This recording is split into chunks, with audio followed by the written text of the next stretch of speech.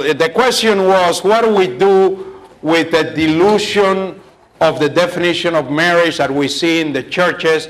People saying, well, if two people love each other, it doesn't make any difference. They should be able to get married. The problem, at the root of the problem, goes beyond that. It goes to what I talked about earlier of the social gospel.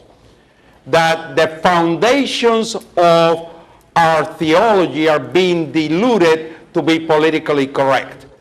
So the problem goes beyond just one situation. For example, let me give you one very specific case in which many churches will not talk about abortion from the pulpit for the fear that there is going to be a young lady in the congregation who's had an abortion and she's going to be offended. But you see, the opposite is true. Because that young lady who's had an abortion has something eating at her heart continuously, and she needs healing for what's troubling her heart. The best thing you can do is talk about it and offer counseling and restoration and healing and forgiveness. God forgives. God is a loving God and God forgives. But we cannot just hide it.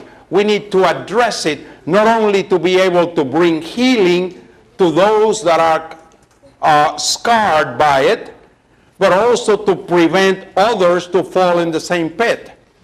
Every life is precious.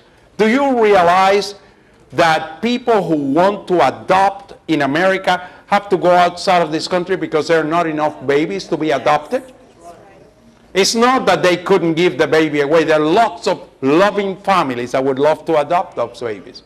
But you see, the church, because of trying to be politically correct, does not even address the issue. And the same is true with any other kind of issue. For example, to give you an idea, I heard a statistic, and this one blew my mind, that 1 out of every 4 men in the church are involved in pornography.